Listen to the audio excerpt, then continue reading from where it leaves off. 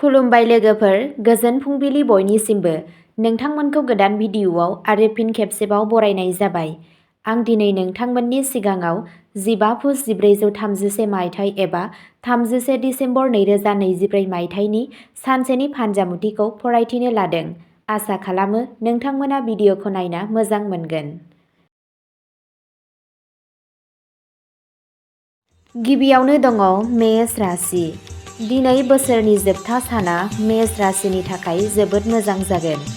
2024 मायथाइया नोंथांखौ मुलाम्फा आरो खुसिजों खुसि खालामगोन।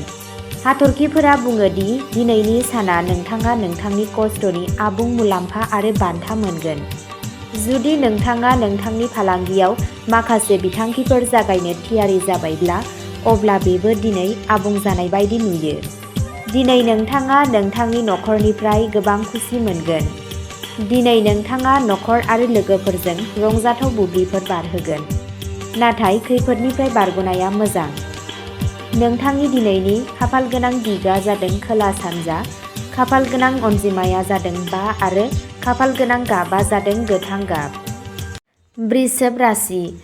हाथरखिफोरा बुङो दि दिनै वृष राशिनि सुबुंफोरा बोसोरनि जोबथा सानाव सहायनाय आरो सहायनायजों थाबायनांगौ। बांद्राय थुलुंगानायाव खैफोद लानाया खहा गोनां जानो हागौ। नोंथाङा माखासे खौरांबो मोननो हागौ, जाय नोंथांखौ दुखु होनो हागौ। जायखिजाया जिउ राहा आरो खामानिनि बेलायाव साना मोजां जागोन। जुलि जानाय जिउआव अननाय आरो खुसि थागोन। बेयो बोसोन होजायो दि रावनोबो बेबादि जेबो खोन्थानो नाङा, जाय उनाव नोंथांनि थाखाय जेंना सोमजिहोगोन आरो आबेगखौ सामलायगोन। नोंथाङा नोंथांनि मोजां मोनग्राजों रमान्टिक बुब्लिफोरखौ बारहोनो खाबु मोननो हागौ। नोंथांनि दिनैनि खाफालगोनां दिगआ जादों खोला सोनाब, खाफालगोनां अनजिमाया जादों 7 आरो खाफालगोनां गाबआ जादों ब्राउन गाब। मिथुन राशि। दिनै बोसोरनि जोबथा सानाव मिथुन राशिनि हाथरखिफोरा दिन्थियो दि समाजारि हाबा मावग्रा सुबुंफोरनि थाखाय साना मोजां।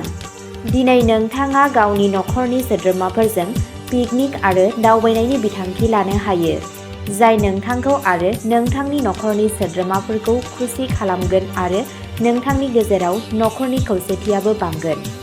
नाथाय रागा आरो बिबुंथिखौ दबथायनाया मोजां, नङाब्ला जेंना जागोन। रांखान्थियारि बिथिङाव दिनैनि साना नोंथांनि थाखाय मोजां जागोन।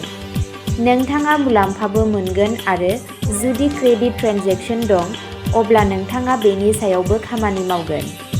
नोंथांनि दिनैनि खाफालगोनां दिगआ जादों खोला सानजा, खाफालगोनां अनजिमाया जादों 5 आरो खाफालगोनां गाबआ जादों खमला गाब।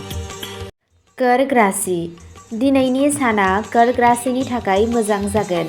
धोना बांगोन। जुदि नोंथाङा दिनै मोनसे सम्पथि बायनो साखाफारा जागासिनो दं, अब्ला बेयो नोंथांनि थाखाय फिथाइगोनां जागोन। नाथाय रोंग'थि गोनां सुबुंफोरनि सुबुरुनजों जायखिजाया गेदेर राङारि थिरांथा ला। बिमा-बिफानि बोरजों दिनै नोंथाङा जायखिजाया खामानि मावो, नोंथाङा थारैनो बेयाव जाफुंसारगोन। खामानि मावग्रा सुबुंफोरा दिनै माखासे मोजां खौरां मोननो हागौ। दिनै नोंथाङा नोंथांनि दावगानायनि लामायाव फैनाय सुथुरफोरनिफ्राय सांग्रां जानांगोन, मानोना बिसोरो नोंथांनि लोगोफोरनि महरावबो जानो हागौ। बेनिखायनो दिनै नोंथाङा बिसोरखौ सिनायनांगोन आरो बिसोरनिफ्राय सांग्रां जानांगोन। नोंथांनि दिनैनि खाफालगोनां दिगआ जादों सा सोनाब, खाफालगोनां अनजिमाया जादों 6 आरो खाफालगोनां गाबआ जादों खमला गाब। सिंह राशि। बोसोरनि जोबथा सानाव हाथरखिफोरा सिंह राशिनि सुबुंफोरनि थाखाय बुङो दि दिनै नोंथाङा गावनि सावस्रिनि फारसे सांग्रां जानांगोन, मानोना बे आयदायाव जेंनानि जाथावना दं। दिनै नोंथाङा फालांगियाव राङारि मुलाम्फा मोनगोन। दिनै नोंथाङा पार्टी खालामनाय आरो रंजानायखौबो रंजानो हागोन। नाथाय दिनै नोंथाङा गावनि बिमाखौबो जुनिया जोथोन लानांगोन। जुदि नोंथाङा दिनै नोंथांनि नखरजों दावबायनो सानथांखि लादों, अब्ला सिगाङाव गासैबो बिथिङाव खामानि माव आरो सांग्राङै सान, नङाब्ला उनाव जेंना जानो हागौ। नोंथांनि दिनैनि खाफालगोनां दिगआ जादों सा सोनाब, खाफालगोनां अनजिमाया जादों 3 आरो खाफालगोनां गाबआ जादों टमेट'नि गाब। कन्या राशि। बोसोर 2024 मायथाइनि जोबथा सान, थामहिनबा दिनैनि साना कन्या राशिनि थाखाय नारसिनथाय आरो जेंनानि सान जानो हागौ। दिनै नोंथाङा माखासे गोसो गैयै खौरां खोनानो हागौ, जाय गोसोनि थासारिखौ गाज्रि खालामनो हागौ। नाथाय नखरनि मददआ नोंथांखौ गोहो होगोन। जुदि नोंथाङा दावबायनायाव थांनांगौ अब्ला जोबोद सांग्रां जा। जुदि नखराव नखरारि दावराव-दावसि सोलिगासिनो दंमोन अब्ला दिनै फिन खर' दैखांनो हागौ, जायनि थाखाय नोंथाङा दुखु मोननो हागौ। रांखान्थियारि बिथिङाव बे साना बेसेनगोसा जागोन। सोरबा लोगो एबा बाहागिनि आखुआ जेंनानि जाहोन जानो हागौ। नोंथांनि दिनैनि खाफालगोनां दिगा जादों सा-सोनाब, खाफालगोनां अनजिमाया जादों 7 आरो खाफालगोनां गाबा जादों गोमो गाब। तुला राशि। दिनैनि साना तुला राशिनि थाखाय मोनसे गलाय-गथाय सान जागोन। नोंथाङा थुलुंगा आरो थुलुंगानायजों बुंफबनाय जागोन। नाथाय नोंथाङा बांद्राय थुलुंगानायनिफ्राय गोजानाव थानांगोन, नङाब्ला नोंथाङा दुखु मोननो हागौ। हाथरखिफोरा बुङो दि दिनै नोंथाङा पार्टी एबा फोरबोफोरखौबो रंजानो हागोन। गोथाव आदारखौ साजायनाय जागोन। दिनै नोंथाङा नोंथांनि गोबाव समनिफ्राय थाबथानानै थानाय खामानिखौ फोजोबनो हागोन।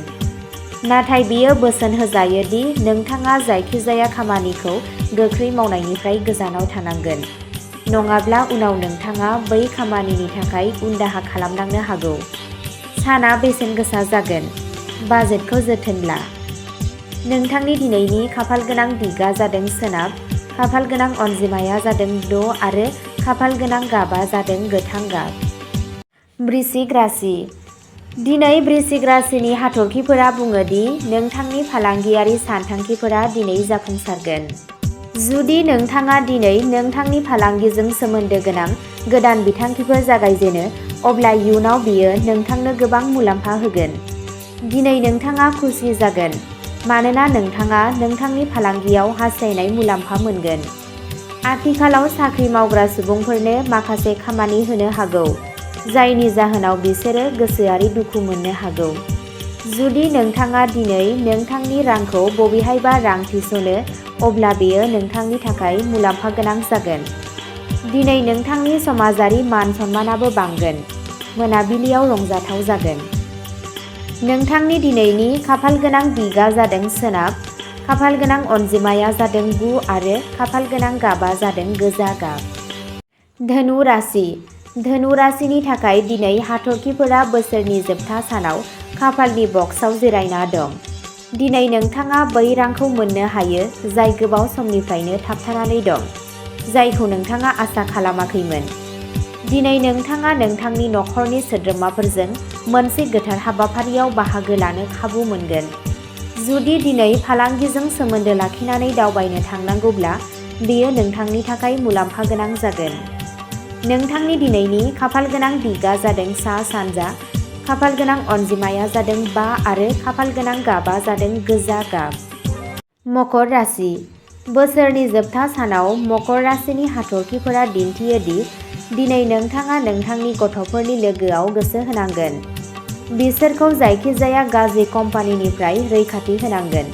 दिनै नोंथांनि खरसाया बांनो हागौ, बेनिखायनो नों बे खरसाफोरखौ सामलायनो नाजानांगोन। बेयो नोंथांनि थाखाय मोजां दि दिनै नोंथाङा रावबो सुबुंनि सुबुरुनाव फालांगियाव रां थिसननो नाङा आरो गुबुन मामलायाव रांबो बाहायनो नाङा, नङाब्ला बेयो नोंथांनि थाखाय जोबोद खैफोद गोनां थिरांथा जागोन।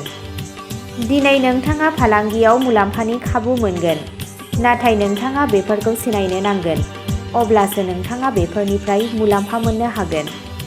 नोंथांनि दिनैनि खाफालगोनां दिगा जादों सानजा, खाफालगोनां अनजिमाया जादों 8 आरो खाफालगोनां गाबा जादों गोथां गाब।